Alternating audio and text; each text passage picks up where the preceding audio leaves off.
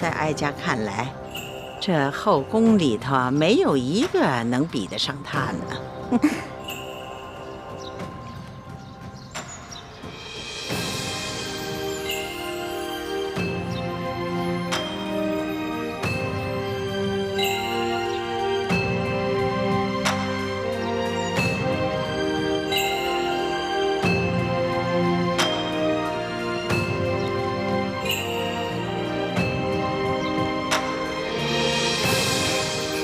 臣妾听说皇上从山西微服私访回来后，念念不忘当地的面食，所以啊，臣妾就派人打听了做法，亲手为皇上煮了这碗长寿面，还请皇上尝尝。这长寿面啊，不能断，这一根长面条啊，是臣妾亲手和面，再亲手做成的。这上面的绿色用的是青菜汁，寓意我大清啊能够清清明明、长长久久。惠妃有心了，朕可得好好尝尝。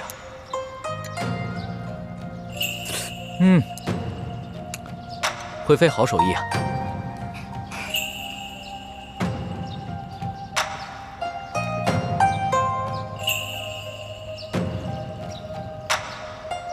皇上，臣妾恭祝皇上年年有今日，岁岁有今朝。恭祝皇上皇后龙凤呈祥，早生贵子，让太皇太后早日抱上嫡增孙子。好，丽妃说的真好。皇祖母，皇后，一起为这祝福喝一杯吧。喝一杯。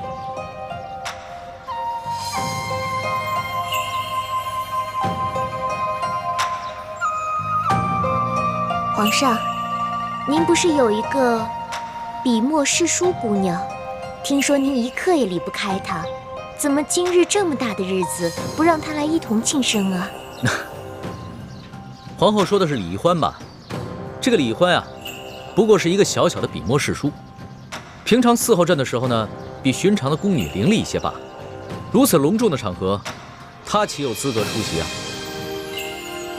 这打理后宫啊，可不比管理朝廷简单的。首先要紧的是要有平衡之术。这后宫要是着了火呀，皇上可就麻烦了。皇祖母啊，孙儿年少，还请皇祖母多多提点。那是。朱后妃，陪着朕还有皇后、太皇太后一起喝一杯吧。来。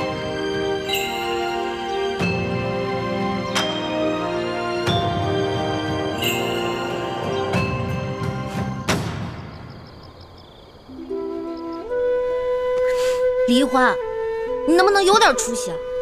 你自己不都想清楚了吗？再也不会上那个骗子皇上的当了，你彻底死心了。那你还吃醋什么呀？你要记住，这个世界上只有你的猪哥哥是对你最好的。千里之外执行那么危险的任务，都不忘记你的生日，还提前给你准备生日礼物。你再看看那个骗子皇上，后宫佳丽，百草千花，莺莺燕燕，谁还记得你啊？别傻了。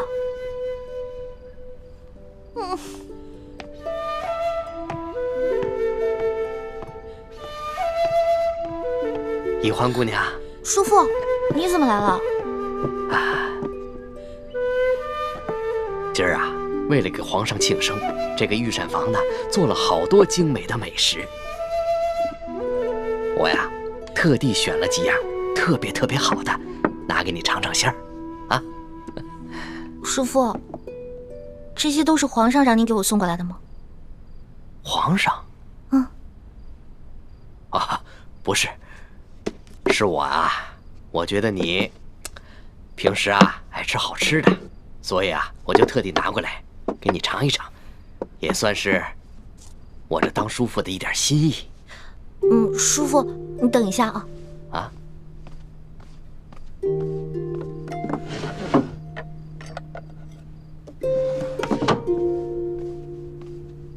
叔父，谢谢你还想着我，我也没什么贵重的东西送给你，把这个金簪子送给你吧。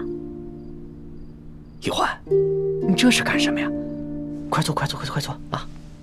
哦。哎，叔父是个太监，这金银珠宝呢，是叔父最大的爱好。可是不管叔父怎么贪心，那也不能开自家亲人的油吧？这金簪子，你还是留着自己用吧。啊，叔父，你的大补丸解药是不是快吃完了？我这还有点，都给你吧。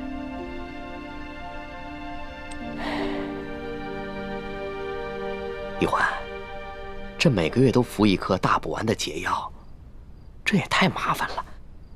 你问问建清，他能不能研制出一次就彻底解除大补丸之毒的解药呢？叔父不想认我们这些亲人，还让我转告你，不要再去打扰他。他不想被我们所累。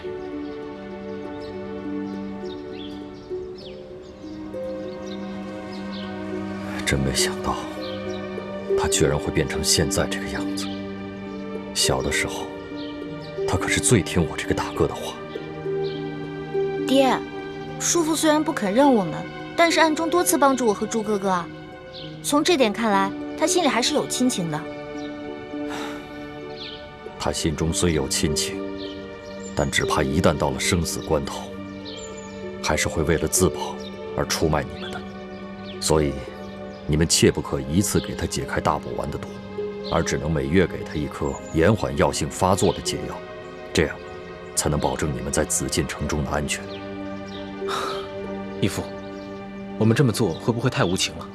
他好歹是你的亲弟弟，我们的叔父，而且在暗中帮助我们那么多次。太子，在大义面前，无小我。德父在宫中生活了30多年，早已习惯了尔虞我诈，习惯了损人利己。他心中虽然对你我残存了一点血脉亲情，但经受不住生死考验的。你跟以欢身份特殊，而我是朱明联盟的盟主。我要保证你们绝对安全。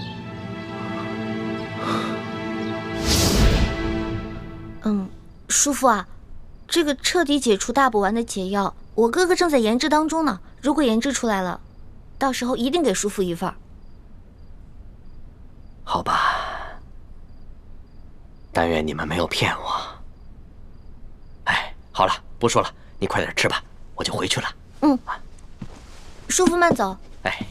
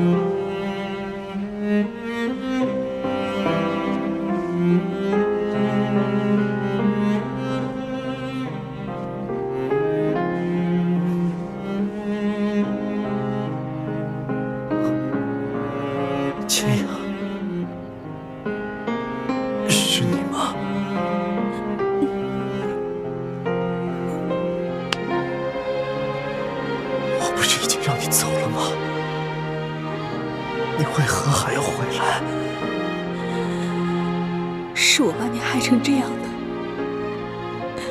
我舍不得你，也放心不下。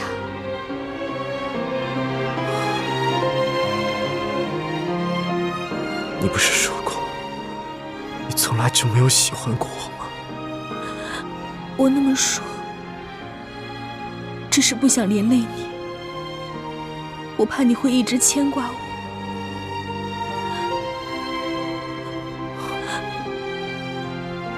其实，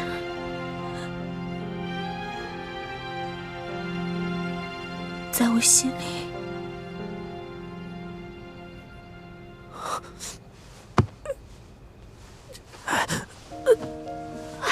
你别动，才刚给你上的药。是你亲自给我上的药吗？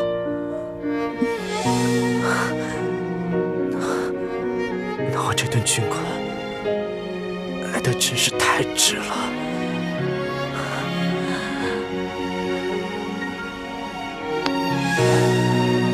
千阳，既然回来了，就别走了，好吗？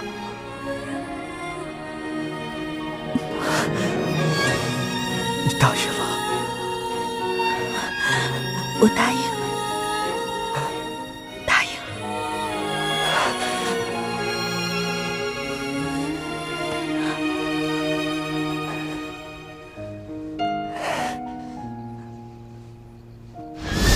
跳！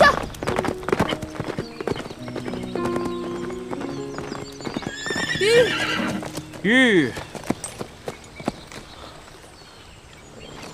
樊师姐，吴三桂怎会把我们的底细一下子了解得这么清楚？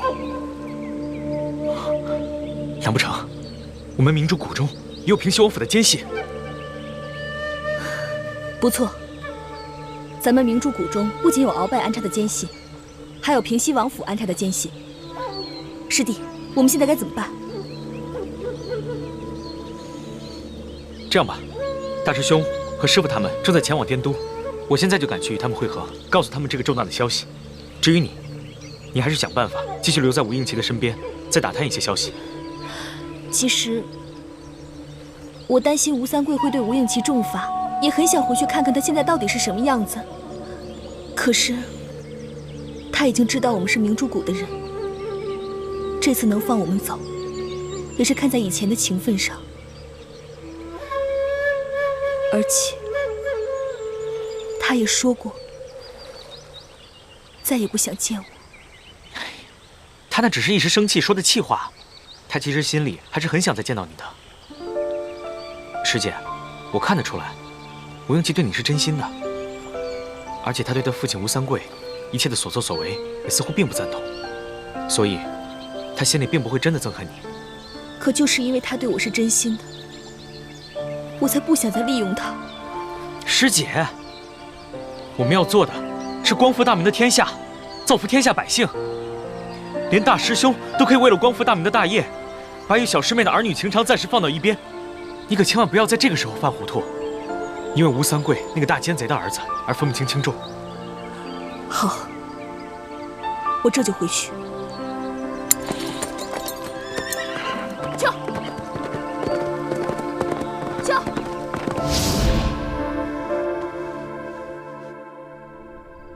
易欢啊，连你的叔父都记得今天是你生日，还给你带了这么多美食。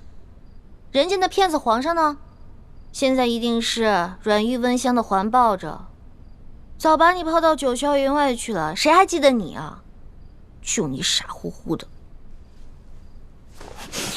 骗子皇上，骗子皇上，他就是个骗子皇上，他就是个大骗子！大骗子，大骗子！你就是个骗子！骗子皇上！哟，背着朕偷嘴呢？皇上吉祥。行了，这里又没有外人，别装了。皇上，你怎么跟鬼似的，不出声直接进来了？你吓死我了！朕今天啊，陪着太皇太后和众后妃，心里一直惦记着你的，这不是给你送好东西来了。皇上用不着破费，这些好东西啊，应该送给您的皇后娘娘、贤妃娘娘、贵妃娘娘，送给您的后宫72宫娘娘啊，送给我干什么？朕不过是有1位皇后、4妃、9嫔，接下来就是贵人、常在、答应等数10位，哪有72宫娘娘？再说了，这许多主位还都空缺着呢，你是不是看上哪个位分了？你告诉朕，朕明天就封你。奴婢怎么配啊？皇后说的是李易欢吧？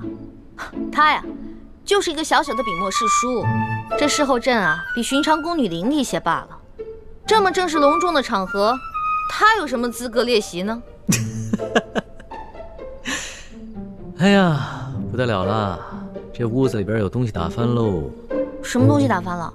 醋坛子呀，你没闻到吗？酸死了！皇上说笑了，奴婢怎么敢吃醋呢？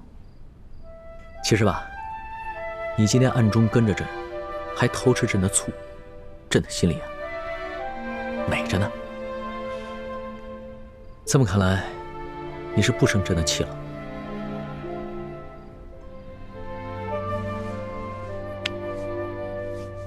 老大，别生小弟的气了。你还记得，朕当初化名龙三，与你在摘星楼结拜，我们俩同月同日生。今天是朕的生辰，当然也是你的生辰。这个生辰要跟你一起过才有趣啊！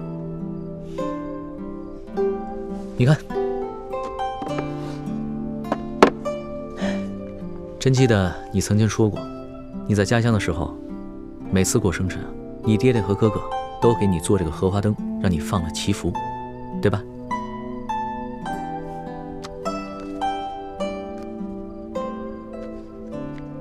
原来我说的每一句话，皇上你都记得呀？傻丫头，你说的话朕怎么会忘了？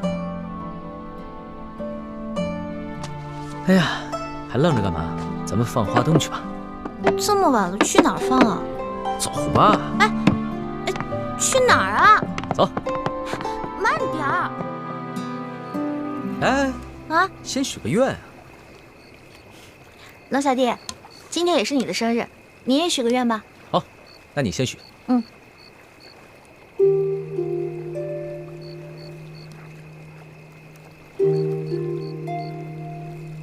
许的什么？我不告诉你，该你了。朕的愿望可不怕告诉你，这愿和你年年有今日，岁岁有今朝。放吧。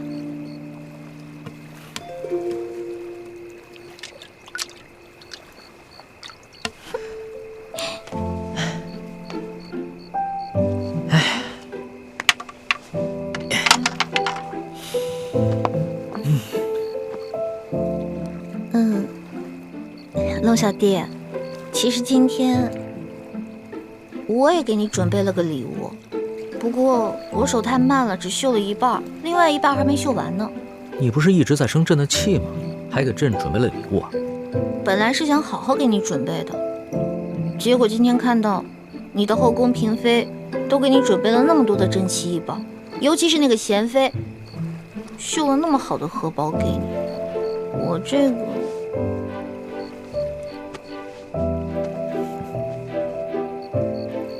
哇，这真的好丑啊！这针脚又粗又稀不说，你就看你这绣的是什么呀？野鸭子不像野鸭子，小飞蛾不像小飞蛾的。你嫌丑，你不要不就行了？谁说我不要啊？这虽然是我收到的最丑的荷包，但也是市场最珍贵的一个孤品。老大，这是你第一次做女工吧？还说呢，人家的手指都快扎成筛子了。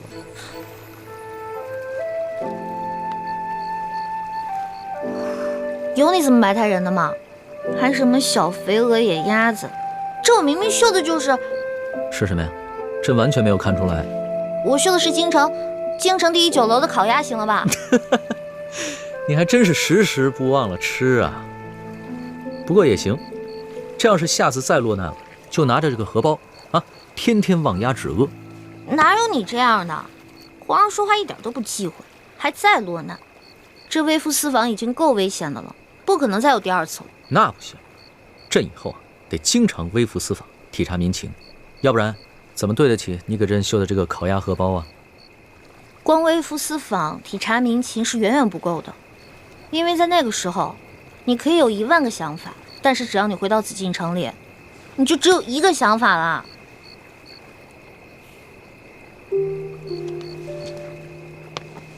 老大，朕知道这次的事情让你一定对朕很失望，但是朕也是迫不得已。朕若是把那些贪官污吏全都给杀了，朕这个皇帝不但地位不保，恐怕连小命都没了。那不是一个明君作为，而是一个匹夫在逞一时血勇。朝政之事啊，不能急，得从长计议。你要相信朕，给朕3年，3年之内，朕一定把那些榜上有名的贪官污吏全都收拾干净。你说的是真的？3年之后，要是没有做到的话，你再怎么生朕的气，朕都无话可说。终于笑了。好了，把这个荷包拿回去，等到你绣好了，一定要给朕，朕会好好收藏着。嗯。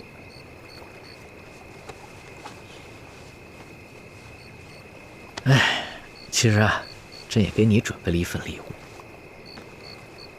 这什么呀？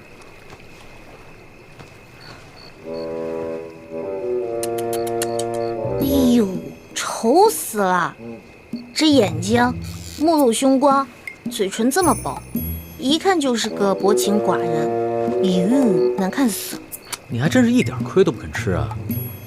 朕刚刚埋汰你几句，立马就还回来了。我这怎么是埋汰你啊？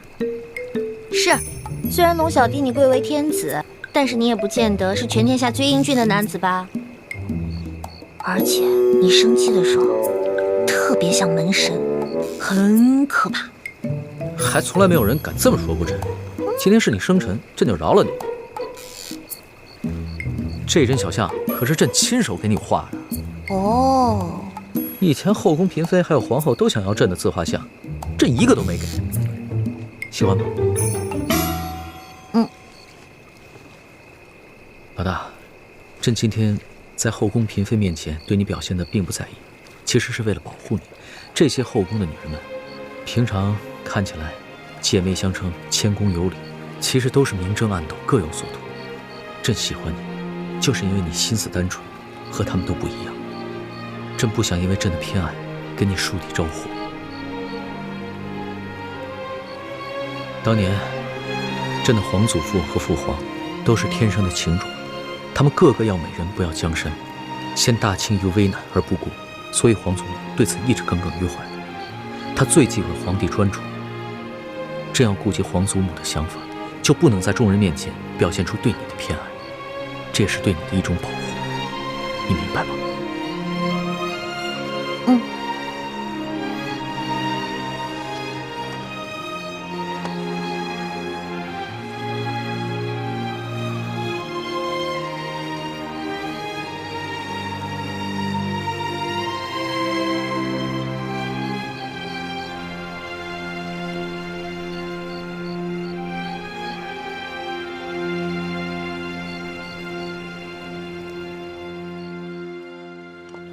爹，回来了。倩影，倩影，你的脸，爹娘，你的脸已经好了。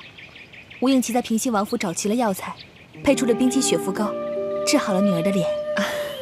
又是吴应琪，他为什么对你这么好？难道你跟他……爹，别瞎想，我跟他只是寻常交情。不信，你问叶师弟。啊！默生，你告诉三师傅，你师姐跟吴应琪之间有什么异样？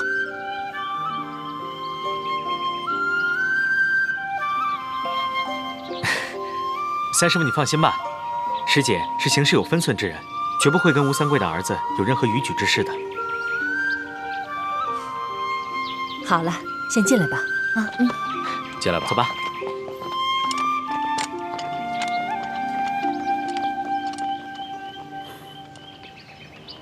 东西就在这间房子里，这个地方就是最佳撤离点，距离不远。我们就在这个地方接应。倩影，你这份平西王府的地形图绘制的不错，一定花了不少功夫。总算听到爹爹的赞许了。其实你爹一直都很疼你的，也以你为傲。不过很奇怪，吴三桂当初给吴应琪的钥匙说是真钥匙，可我从吴应琪那调包的却是假钥匙。是不是吴应琪把这个金钥匙给调包了？不可能，他一个手无缚鸡之力的文弱书生，而且也不知道这金钥匙的秘密，他调包又有何用呢？你在负责执行这个任务，你跟吴应奇相处了这么久，爹相信你的判断。谢谢爹。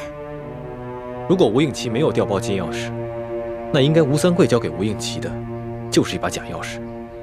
他想利用樊师妹传递假消息给我们，让我们误以为金钥匙已经不在他手上。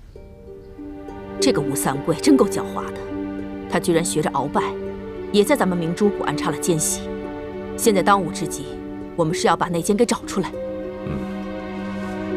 莫生跟倩影在云南1个月才被发现，这就说明咱们明珠谷的内奸身份并不是很高。以后几个孩子的行动只能由咱们几个师长知道，不能让谷中的任何人知道。我和樊师姐调查了很久，真的金钥匙应该就在吴三桂书房的密室里。就是刚刚我说的这个书房？对，就是这儿。这里也是整个平西王府守卫最森严、最难接近的地方。太子，接下来该如何安排？义父，我觉得我们可以发挥各自的特长，各司其职。樊师妹和叶师弟负责查清楚平西王府的守卫情况和轮岗规律。好，吴师傅，你负责制造出能够接近书房的王府中人的面具，并教我们事先模拟好这些人说话的声音。放心，只要让我看上他们一眼，听他们说一句话，我保证能够复制出连他们自己都辨不出真假的冒牌货。好，四师傅，你负责联络云南边境守军中的内线，散布缅军就要异动的谣言，转移吴三桂的注意力。请太子放心，这些年我在云南边境的守军中安排了好几个我们的内线。好。那我们夫妇的任务呢？是啊，此事事关重大，每个人担子都不轻。三师傅，我记得你在研制一种新的毒药，能让人服下以后四肢麻痹，无法动弹，也无法说话，但是却能够保持清醒，这样就不会让人轻易察觉有什么异样。不错，这个毒药名称叫呆若木鸡散，已在我自己的身上试验过，效果就……那日啊，你三师傅神色如常地坐在屋里，我以为他在想什么事，就没有打扰他。不料2个时辰过去了，他还一动不动地坐在那里。我叫他，他也不应；推他，他也不动，可把我给吓坏了。结果又过了1个时辰啊，他渐渐恢复了原样，告诉我他在试验一种什么新的毒药，叫呆若木鸡散。你看他当时的样子，不就是呆若木鸡吗？好，樊师妹，就由你想办法，把这呆若木鸡散下到当夜值守护卫的饮食当中去。好，我扮成侧王妃的丫鬟，应该能找到机会。二师傅，你是我们当中武功最高的，你就负责解决突发情况，放倒守军当中没有中毒的高手。好，为师已经很久没有与人交手了，手正痒着呢。还有一个重要的问题，就是平西王府中的机关。虽然我跟樊师妹、叶师弟都也懂得机关阵法之术，但终究不及六师傅经验丰富。如果六师傅在的话，那咱们的胜算就又能多了一分。放心，我已经飞鸽传书给雪衣居士了，算来他也应该到了。堂姐姐真是神算子啊，居然算到我已经来了。这么多年了，这可是我们6位师傅初次集体行动，我岂能错过？裘贵呢？他很是狡猾，居然找到几路替身来替他掩护。我本想着继续追查他的行踪，可是却接到你的飞鸽传书，所以我就委托山西牛角寨的盟友们帮我继续追杀他，而我就来滇都与你们会合了。六师傅回来正好，如此一来，平西王府纵然是龙潭虎穴，我们也可以放心的闯一闯了。太子安排的十分妥当，那你就负责总调度，我来制定撤离方案。有劳义父。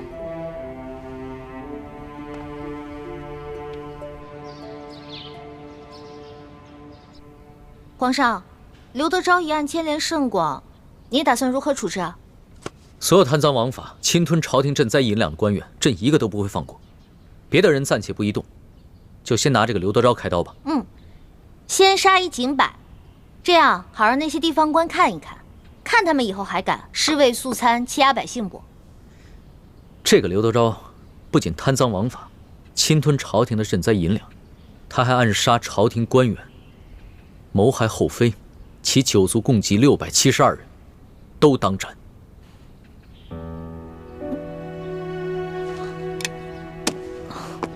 龙小弟，672人，这杀的未免太多了吧？按律是应当诛9族的，不过朕以仁治天下，就改为诛近亲3族吧。可是刘德昭是一个人犯法呀，为什么他犯法，他的父母、他的孩子要陪他一起去死呢？这个刘德昭啊，他不仅杀了丽妃的父亲朕倚重的老臣舒建，他更想行刺于朕。朕不诛他9族，已经是格外开恩了。诛9族？龙小弟，你跟太皇太后不都是信佛之人吗？佛家第一戒就是戒杀生，你杀这么多人，是不是未免也太滥杀无辜了？叶欢，没有哪朝哪代的皇帝能够容忍弑君的罪行，这是大清的律例，朕也必须遵守。你要是于心不忍，不愿帮朕草诏，那就朕亲自来写吧。别了，我这个笔墨诗书怎么能尸位素餐呢？我这圣旨啊都拟了一大半了，还是我拟吧，我拟。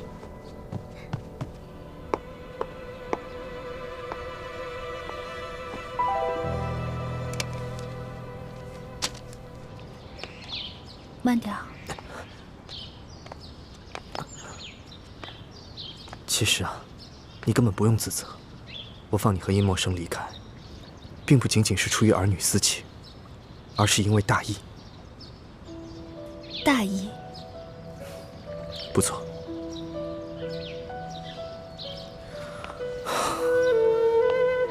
其实，我很清楚世人对于我父王的评价，我也很明白未来的史书上，我父王，甚至于我，都将被列入二臣，受万世的唾骂。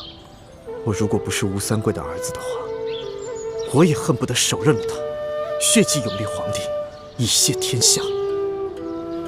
没想到，原来你心中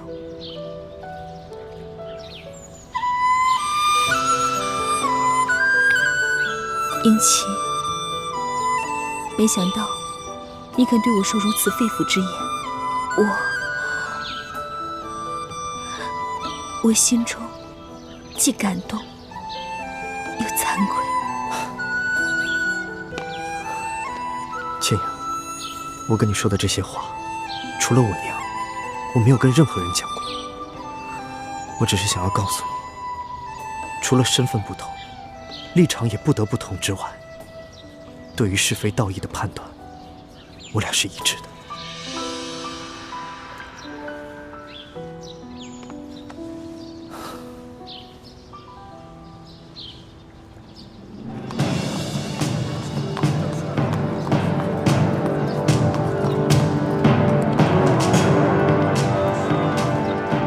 太子，前面这条街道就是平西王出入王府的必经之路。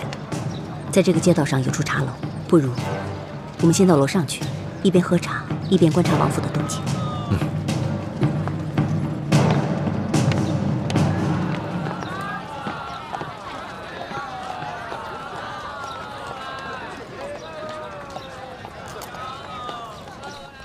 客官，慢用哈，有什么尽管吩咐。好，来嘞！二位来点什么？普洱茶。好嘞。楼上2位普洱茶，茶来喽！哎，你慢用。哎，小二。啊？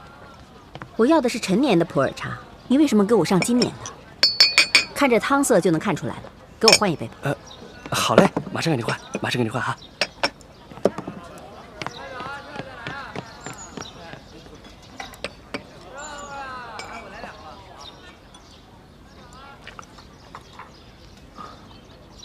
六师傅，这茶的味道不错呀。我喜欢喝味道更浓艳的。啊哟，哎，这楼下怎么这么多清兵啊？是啊，快看。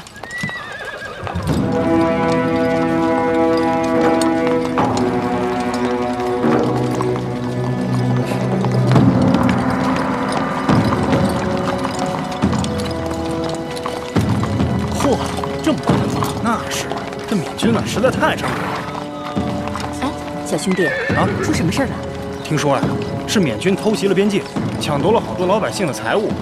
这平西王率兵出击，还击缅军呢。啊。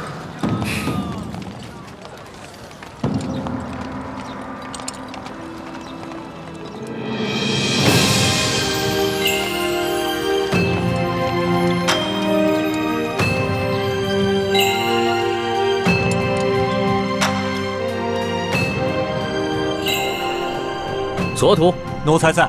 山西巡抚刘德昭一案办得怎么样了？回皇上的话，刘德昭贪赃枉法，罪行累累。他不但私自侵吞朝廷的赈灾粮款，还圈地占地，危害一方。刺杀山西总兵书建，甚至行刺皇上，实乃罪大恶极，罪证确凿。刑部已经把他和同伙33人押往菜市口问斩了。那他的族人呢？刘氏一族，褫夺功名，贬为庶民，流3000里。这怎么处置的如此之轻啊？是，皇上，这刘德昭犯的可是滔天大罪，本应诛9族的呀。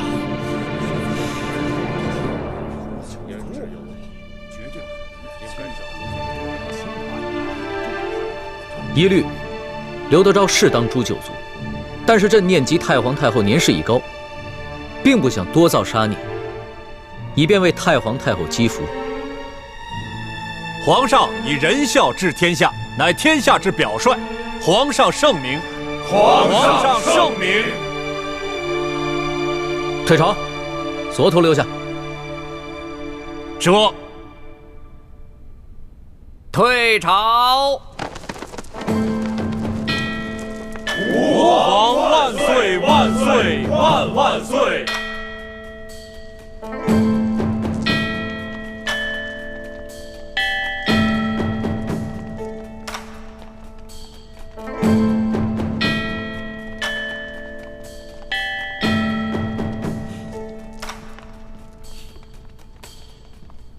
左土，奴才在。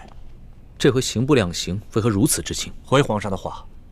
这刘德昭罪大恶极，就算是诛他9族都不为过。可是皇上旨意说，其余族人从轻，切不可累及无辜，所以刑部以为圣意如此，所以就将其轻判，只是将他们刘氏一族褫夺功名，贬为庶民，流放3000里。朕下的旨。是啊，皇上，难道您忘了那天在御书房？您拟的旨，然后侍书姑娘亲手交到奴才手里的。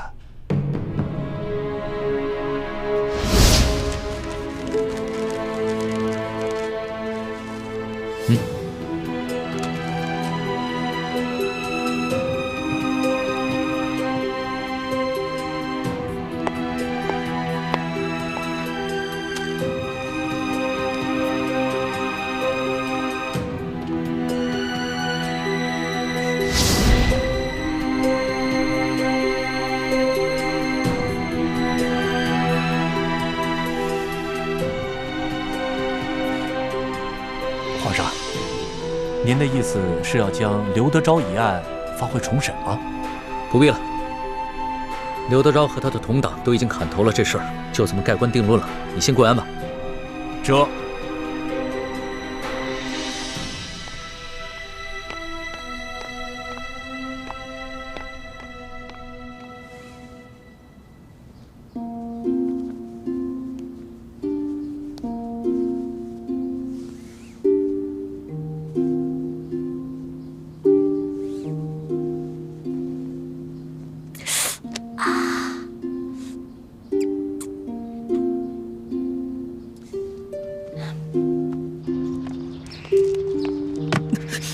哎呦，皇上，你小心点，小心点！谁把门槛垫这么高的？赶紧给人修平了！这，小德子还不去传公家，快！再不削平，朕削了你的脑袋！这，皇上息怒，皇上息怒。糟了，难道东窗事发了？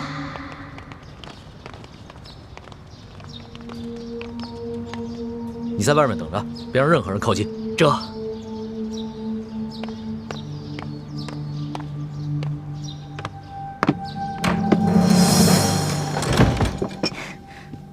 龙小弟下早朝了，喝点茶吧。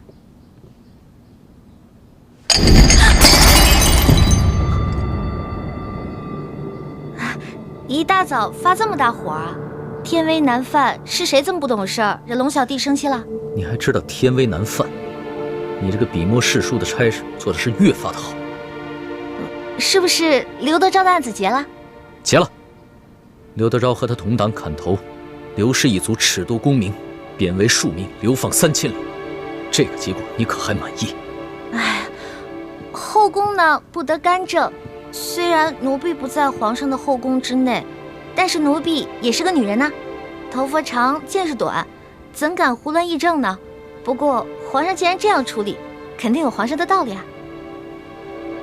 李欢，你别以为朕宠着你，你就可以恃宠而骄。你竟然敢矫诏给了索额图一道假圣旨！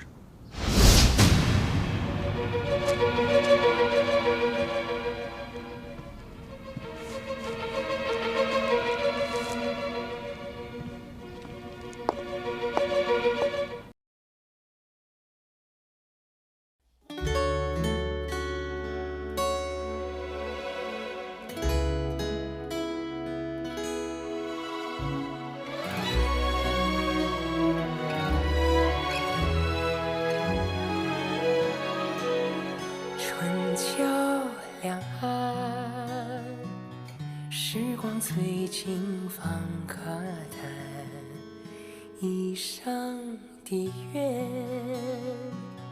将心留于人世间，手握乾坤，仙风女子在云端，花开之间，留蝴蝶掌心清泉，天与地开在眉间，叹千秋万事还原，心中细流回远方清泉，回首一生路漫漫，天与地开在眉间，叹千秋万事还